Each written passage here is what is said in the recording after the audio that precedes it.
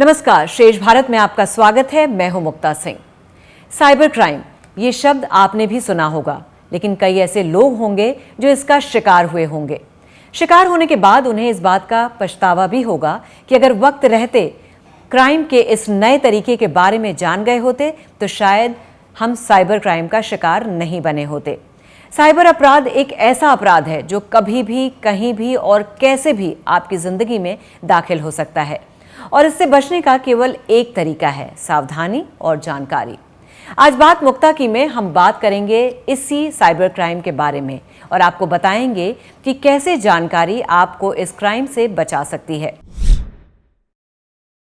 और इस पूरे विषय पर बातचीत करने के लिए हमारे साथ दो एक्सपर्ट्स मौजूद हैं। एक है शक्ति अवस्थी जी, जो एडिशनल डीसीपी साइबर हैं नोएडा में, और साथ ही मौजूद है पवन दुग्गल जी, जो कि साइबर एक्सपर्ट हैं और कई साल से साइबर क्राइम से लोगों को सचेत करते रहे हैं। तो हमारे साथ इस वक्त मौजूद हैं साइबर एक्सपर्ट पवन दुग्गल जी, जो कई साल से साइबर क्राइम से लोगों को सचेत करते आ रहे हैं। पवन जी, बहुत बहुत स्वागत है आपका हमारे साथ। धन्यवाद। पवन जी, साइबर फ्रॉड से हर आदमी परेशान है, तो इंडिविजुअल साइबर सिक्योरिटी के क्या क्या चैलेंजेस हैं with rapid digitisation and use of mobile phones?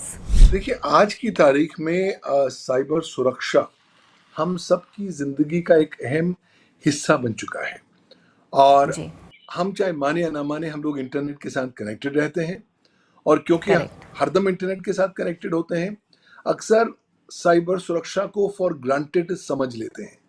But reality जी, ये है कि कोविड-19 के आने के बाद अब साइबर क्राइम का गोल्डन युग, यानी कि स्वर्णिम युग प्रारंभ हो चुका है। और अब ये गोल्डन एज साइबर क्राइम की कई दशकों तक भारतवर्ष में रहने वाली है।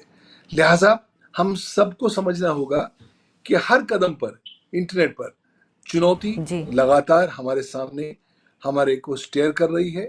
अगर हम थोड़े से भी सावधान नहीं रहेंगे, अगर हम कॉन्स्टेंटली अपने डेटा को शेयर करेंगे, अपनी लोकेशन को शेयर करेंगे, अपने सेंसिटिव पर्सनल डेटा को लोगों के साथ प्रकाशित करेंगे, तो संभावित तौर पर हम साइबर क्राइम के शिकार बनेंगे। पवन जी, ये स्मार्टफोन्स भी एक मुसीबत का सबब बन गए हैं। ये एक ऐसी चीज़ हो गए हैं कि हमारे जीवन साथी को जितनी इन्फॉर्मेशंस नहीं रहती उतनी हमारे फ़ोन्स को होती हैं। तो क्या ये भी एक बड़ा कारण है? देखिए, स्मार्टफोन आज हमारी जेब में चलता फिरता टाइम बॉम्ब है, क्योंकि ये एक ऐसा बॉम्ब है जो लगातार बहुत सारी जानकारी एकत्रित करता जा रहा है। और हम भी स्मार्टफोन फोन को अपना दोस्त समझ रहे हैं, हर चीज को स्मार्टफोन पर सेव कर रहे हैं। तो अगर आपके स्मार्टफोन को हैक कर लिया जाए तो आपके जीवन को भी हैक किया जा सकता है, क्योंकि उसके अंतर्गत मौजूद होते हैं बहुत से आपका credit card details, sensitive personal जी, डिटेल्स, कॉन्फिडेंशियल डिटेल्स। तो अगर आपने स्मार्टफोन का इस्तेमाल करना ही है तो कोशिश करें कि अपनी कोई भी व्यक्तिगत जानकारी स्मार्टफोन पर प्रकाशित ना करें, शेयर ना करें। अधिकांश लोग स्मार्टफोन के माध्यम से स्मार्ट तस्वीरें खींचते हैं, लेकिन जब आप जी, स्मार्ट तस्वीरें खींचते हैं और बिना उसे सफाई किए हुए इंटरनेट पर डाल देते हैं, तो समझ लीजिए कि आप पूरा अपना अंबार खोल रहे हैं। क्यों? क्योंकि आप तमाम सारा मेटा डेटा, अपनी लोकेशन, अपने कंप्लीट और डिटेल्स सारी दुनिया भर को जी। प्रकाशित कर देते हैं। साइबर क्रिमिनल्स ठीक इसी बात की फिराक में रहते हैं। वो आपका डेटा एक्सेस करते हैं, उससे आपको टारगेट करते हैं। पवन जी, इंडिविजुअल साइबर फ्रॉड्स किस किस तरह के हैं जो आए दिन देखने को मिल रहे हैं, और उन्हें कैसे रोका जा सकता है? साइबर फ्रॉड को रोकना आज की तारीख में लगभग नामुमकिन है। जी, साइबर फ्रॉड को आप मिनिमाइज कर सकते हैं। आज मैं पूरे इकोसिस्टम पर दृष्टि डालता हूं तो पाता हूं कि 3 विशिष्ट प्रकार के साइबर फ्रॉड उत्पन्न हो रहे हैं। पहला है फिशिंग, जहां पर जाल बिछाया जाता है, आपको लिंक दिया जाता है, आपका विश्वास जीता जाता है, और फिर आपको विवश किया जाता है आप लिंक को क्लिक करें या कोई मैसेज भेजें, और उसकी वजह से आपका बैंक का अकाउंट खाली हो जाता है। जी, दूसरा होता है आइडेंटिटी थेफ्ट, यानी कि जहां पर आपकी आइडेंटिटी को चुराया जाता है आपकी इजाजत के बगैर, और फिर उसका दुरुपयोग करके आपको नुकसान पहुंचाया जाता है। और तीसरा होता है clear and simpliciter online financial fraud, जिसमें कि डेबिट कार्ड फ्रॉड हो जाए, क्रेडिट कार्ड फ्रॉड हो जाए, इलेक्ट्रिसिटी एरियर्स फ्रॉड हो जाए। आपको कॉल आएगा सुबह के, आज रात को 9 बजे आपकी बत्ती बंद हो जाने वाली है। क्यों? क्योंकि आपने बिल नहीं दिया। और अगर आप बिल देना चाहते हैं तो उस लिंक पर क्लिक करिए। तो अलग अलग प्रकार से नए नए तरीके का इजाद किया जाता है साइबर क्रिमिनल्स द्वारा। और साइबर क्रिमिनल भी आज बहुत इंटेलिजेंट हो गए हैं। वो बहुत ज़्यादा मेहनत नहीं करना चाहते, कम से कम मेहनत में ज़्यादा से ज़्यादा पैसे आपकी जेब से उड़ाना चाहते हैं। ये इनका एकमात्र उद्देश्य और ध्येय है। पवन जी, इस पे जाने से पहले आजकल एक नए तरह की साइबर ठगी की बात हो रही है। यूट्यूब पे वीडियोस आते हैं, अगर आप उन्हें लाइक करेंगे तो आपको पैसे मिलेंगे, और उसके बाद वो धीरे धीरे आपको ट्रैप में फंसाते जाते हैं, स्टेप वाइज आगे बढ़ाते हैं और फिर आपके अकाउंट से पैसे निकल जाते हैं। देखिए जी, आज फोकस है आपका विश्वास जीतना, आपको प्रलोभन के जाल में फंसाना, और एक बार आप फंस जाओ तो लाजमी सी बात है आप शिकार तो हो जाने वाले हैं साइबर क्राइम के। तो अगर हमें छोटे छोटे लालचों में ही हम पड़े रहेंगे तो साइबर क्राइम के शिकार हम जरूर बनेंगे। तो अधिकांश तौर पर आपका प्रयास होना चाहिए कि आप छोटे लालचों में ना पड़े। आपको कोई कह रहा है, प्रलोभन दे रहा है, इतने आपके पैसे बन रहे हैं, या आपकी लॉटरी निकल गई है, या आपको कुछ सरकार बहुत बड़ा इनाम दे रही है जी। कभी आपने अपने आप से पूछा, आपने सरकार को अप्लाई नहीं किया, आपने कोई सिलेक्शन प्रोसेस में हिस्सा नहीं दिया, सडनली सरकार उठ के आपको इनाम दे रही है। तो यानी आप जो मुख्य बात कहना चाह रहे हैं कि जो कहावत है उस पर अमल करें, लालच बुरी बला है। पवन जी, आजकल सभी लोग ऑनलाइन शॉपिंग कर रहे हैं, तो उनके लिए आप क्या कहना चाहेंगे कि वो कैसे सावधान रहें? अगर आपने ऑनलाइन शॉपिंग करनी है तो केवल सुरक्षित प्लेटफॉर्म्स पर ही शॉपिंग करिए जो प्रारंभ होते हैं HTTPS के साथ। नॉर्मल प्लेटफॉर्म्स पर जो केवल HTTP वाली वेबसाइट्स होती हैं उन पर आप शॉपिंग ना करें। अगर आपने ऑनलाइन बैंकिंग का इस्तेमाल करना है, ऑनलाइन क्रेडिट कार्ड्स का इस्तेमाल करना है, तो कृपया लिमिट्स को छोटा रखें। आप बैंक की जो SMS अलर्ट सेवा होती है उसका आनंद लें ताकि हर ट्रांजैक्शन पर आपको SMS आ सके। कोशिश करें हर दिन या हर दूसरे दिन अपने स्टेटमेंट ऑफ अकाउंट को ऑनलाइन चेक कर लें कि कोई ऐसी ट्रांजैक्शन तो नहीं हुई है जो आपने नहीं करी है, और अगर ऐसा हुआ है तो आप चुप नहीं बैठेंगे, उसको रिपोर्ट करेंगे साइबर क्राइम सेल में, cybercrime.gov.in पर, या 1930 या 1930 जैसी राष्ट्रीय साइबर क्राइम हेल्पलाइन नंबर पर। जी, अब इसको थोड़ा और समझने की कोशिश करते हैं। क्यों ये रिमोट एरियाज ही साइबर क्राइम का हॉटस्पॉट बनते जा रहे हैं, जामतारा से लेकर मेवात तक? देखिए, भारतवर्ष में पहले केवल जामतारा हुआ करता था, उसको लेकर एक OTT फिल्म और वेब सीरीज भी बनी। लेकिन जब कोविड-19 आया और लोगों की नौकरियां जानी शुरू हुई और लोग हताश होने लगे, तो लोगों ने कहा कि चलिए आइए हाथ साथ मिला के मुड़ते हैं साइबर क्राइम की दिशा की ओर। तो जो जामतारा साइबर क्राइम मॉडल था वो धीरे धीरे भारत के छोटे छोटे इलाकों में, ग्रामीण क्षेत्रों में, बड़े बड़े शहरों में एक कॉटेज इंडस्ट्री मॉडल के स्वरूप में अडॉप्ट किया जाने लगा। आज ये हालत है कि हर बड़े शहर, हर छोटे शहर, हर नुक्कड़, हर गली कोने में कहीं ना कहीं ये cyber crime as a service वाले मॉडल लगातार इंप्लीमेंट किए जाते हैं। और अब तो उत्तरी भारत में दिल्ली के पास 90 किलोमीटर दूर एक जगह है जिसका नाम है मेवात। मेवात जामतारा को बहुत पीछे, मीलों पीछे छोड़ चुकी है।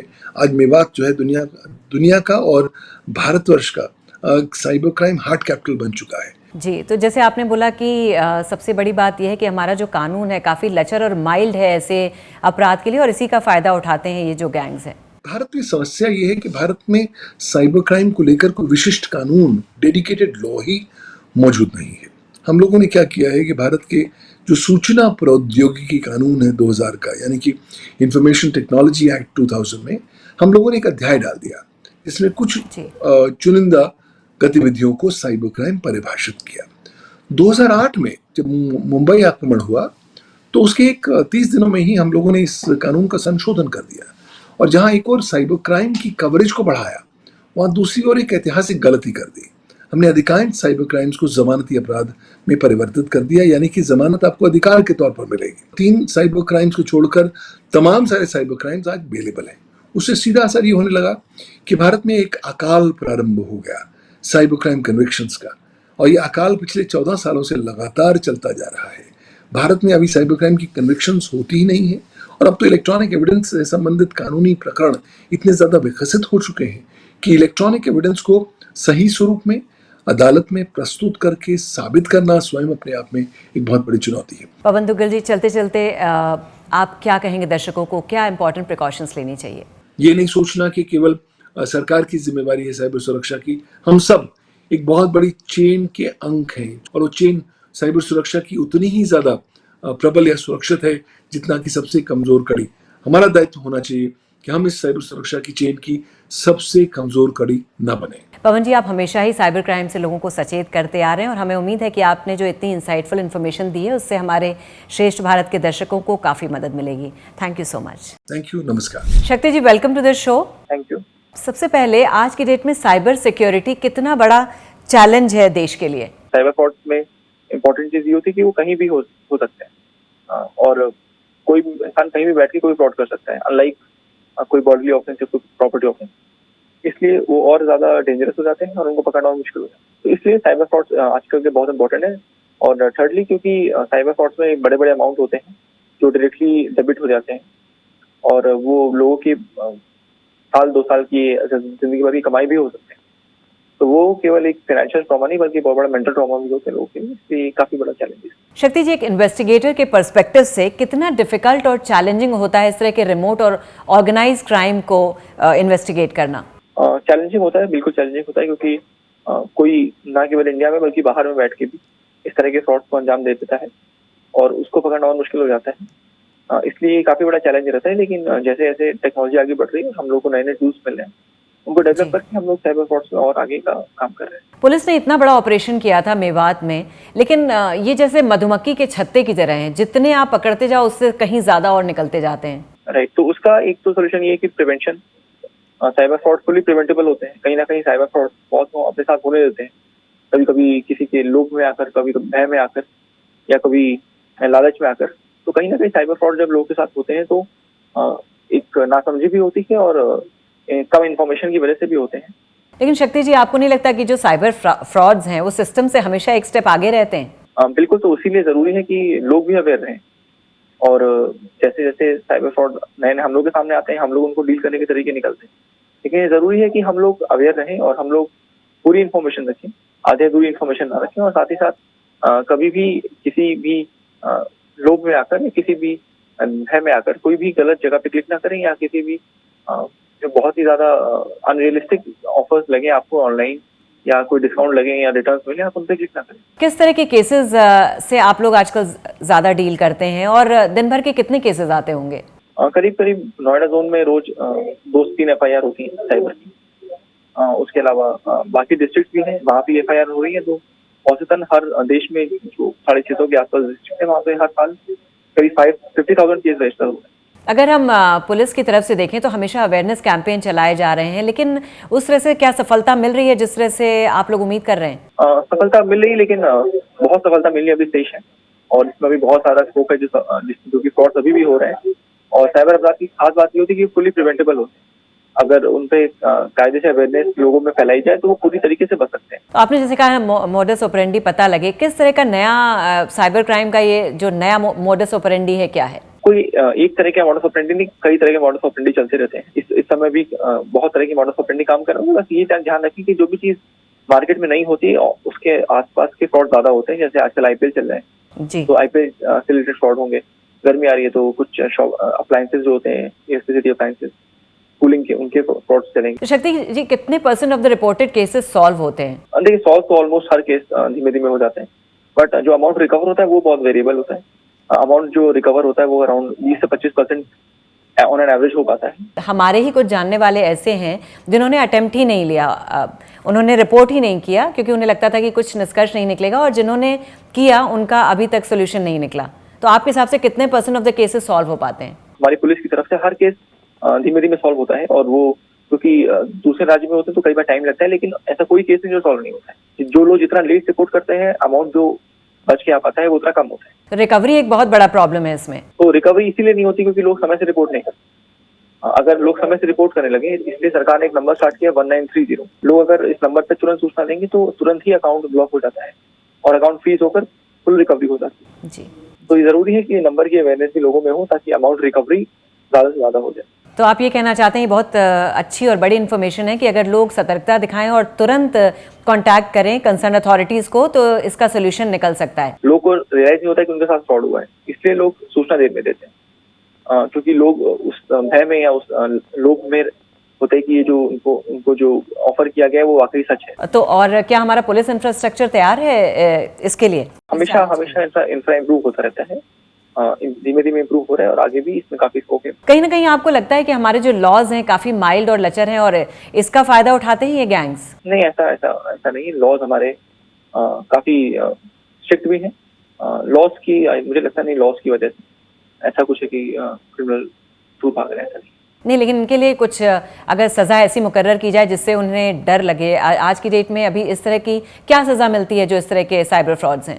पेनल्टी भी होती है और उसके अलावा जो कारावास है वो भी होता है, बट सिवियरिटी से ज्यादा सर्टेनिटी की जरूरत है जी। सिवियरिटी ऑफ द पनिशमेंट से ज्यादा जरूरी सर्टेनिटी की उनको सजा हो जाए। शक्ति जी, बहुत बार जो वाइटल इंस्टॉलेशंस पर जो अटैक हो रहे हैं वो बाहर देश से हो रहे हैं, खासकर चाइना और पाकिस्तान से, तो ये कितनी बड़ी चुनौती है देश के लिए? ये भी एक बड़ी चुनौती है और इसके लिए जरूरी है कि हम अपना जो साइबर इंफ्रास्ट्रक्चर है उसको और रोबस्ट करें ताकि इस तरह के फ्रॉड्स जो हो उनको मिटिगेट।